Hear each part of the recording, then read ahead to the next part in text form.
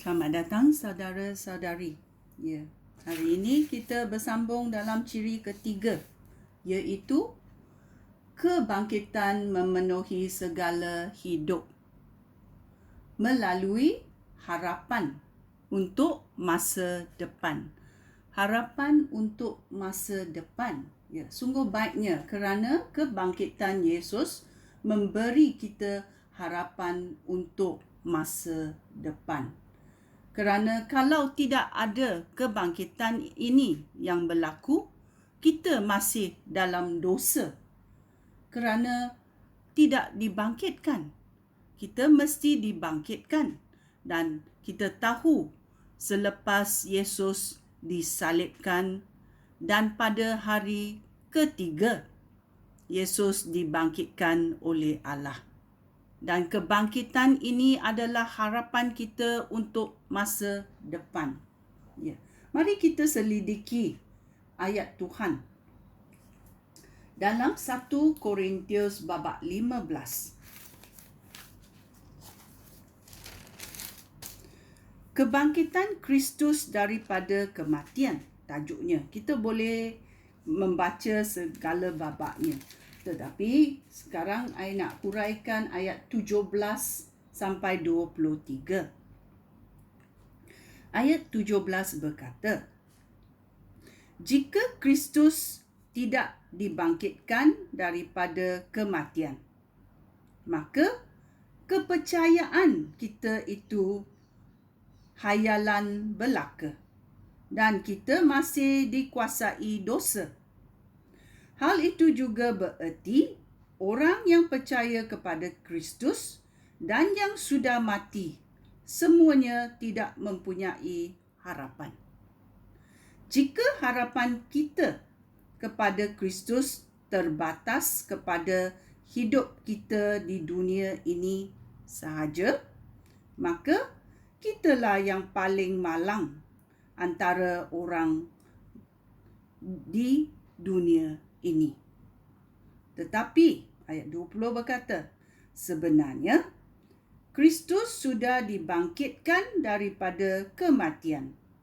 Itulah jaminan bahawa mereka yang sudah mati akan dibangkitkan juga. Amin.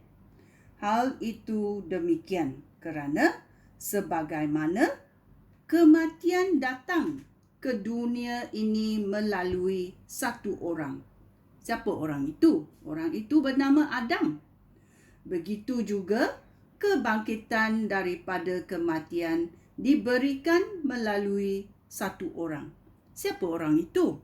Dia adalah Yesus Kristus.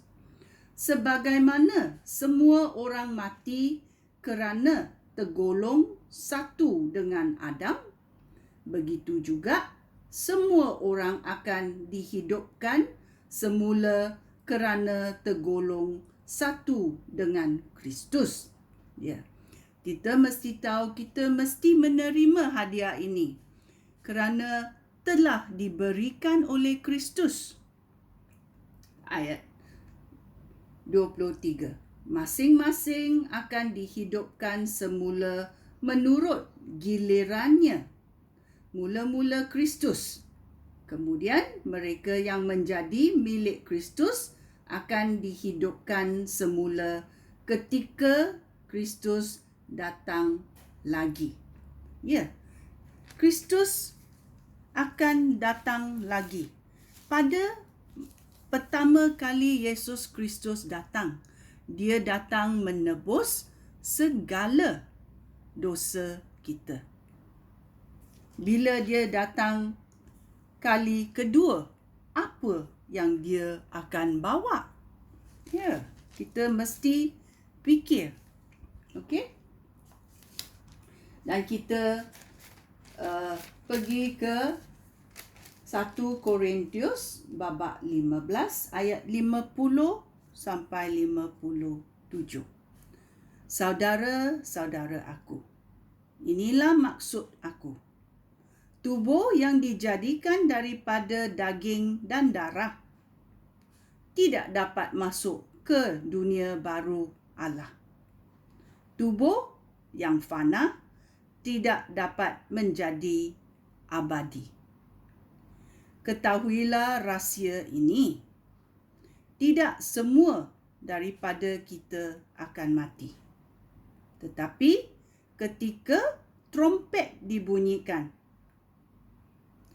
untuk kali terakhir, dengan tiba-tiba dan dalam sekejap mata, kita semua akan diubah. Hal itu berlaku kerana ketika trompet dibunyikan, orang mati akan dibangkitkan dengan tubuh yang abadi. Dan kita semua akan diubah. Tubuh yang fana harus diganti dengan tubuh yang abadi.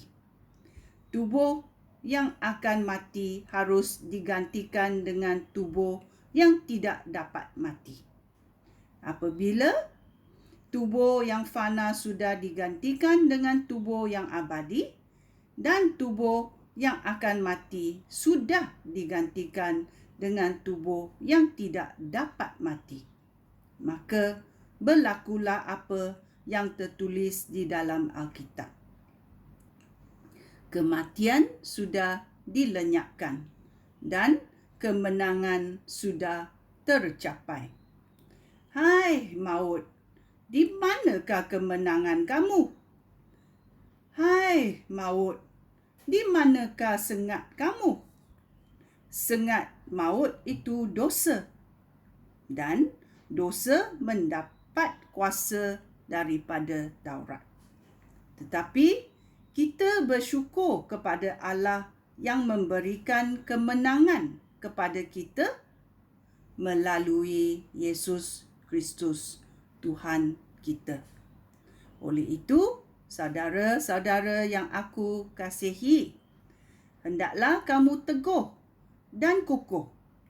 Hendaklah kamu rajin bekerja untuk Tuhan, kerana kamu tahu bahawa semua yang kamu lakukan untuk Tuhan tidak sia-sia. Tahukah kamu? Ya, kamu mesti tahu apa yang kamu lakukan untuk Tuhan tidak sia-sia. Ya.